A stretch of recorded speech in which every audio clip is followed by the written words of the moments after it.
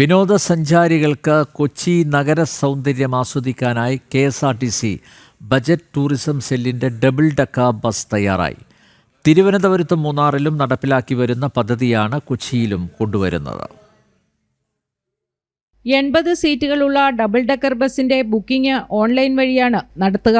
5 മണിക്ക് boat jetty സ്റ്റാൻഡിൽ നിന്ന് പുറപ്പെടുന്ന ബസ് രാത്രി 8 മണിയോടെ തിരികെ സ്റ്റാൻഡിൽ എത്തുന്ന വിധമാണ് സജ്ജീകരിച്ചിട്ടുള്ളത്. നാളെ മന്ത്രി P. Rajeev Ernakulam boat jetty സ്റ്റാൻഡിൽ ഡബിൾ ഡെക്കർ ബസിന്റെ ഉദ്ഘാടനം നിർവഹിക്കും. KSRTC സ്റ്റാൻഡിൽ നിന്നും വൈകിട്ട് 5 മണിക്ക് തുടങ്ങി 8 മണിക്ക് അവസാനിപ്പിക്കുന്ന രീതിയിലാണ് ഈ യാത്ര പ്ലാൻ ചെയ്തിട്ടുള്ളത്. KSRTC സ്റ്റാൻഡിൽ നിന്ന് ആരംഭിച്ച് തോപ്പുംപടി കോപ്റ്റ് അവന്യൂ വാക്ക്വേയിലാണ് നമ്മൾ ആദ്യമായി പോകുന്നത്. അതിനുശേഷം തിരിച്ച് ഗോശ്രീ പാലം വഴി കാളമുക്കിൽ നിന്ന് തിരിച്ച് KSRTC സ്റ്റാൻഡിൽ അവസാനിപ്പിക്കുന്ന രീതിയിലാണ് ഈ യാത്ര പ്ലാൻ ചെയ്തിട്ടുള്ളത്.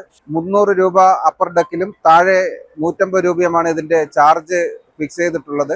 ഇത് ഏതാനും ദിവസങ്ങൾക്കകം ആരംഭിക്കും. ഡബിൾ ഡെക്കർ ബസ് ആലുവ ഗ്യാരേജിൽ അവസാനവട്ട മിനുക്കുപണിയിലാണ്.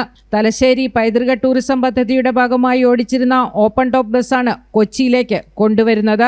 പദ്ധതി വിജയിച്ചാൽ ഫോർട്ട് കൊച്ചി, മട്ടാഞ്ചേരി എന്നിവിടങ്ങളിലേക്ക് കൂടുതൽ ബസ്സുകൾ എത്തിക്കാനാണ് KSRTCയുടെ ശ്രമം. ജനം, കൊച്ചി.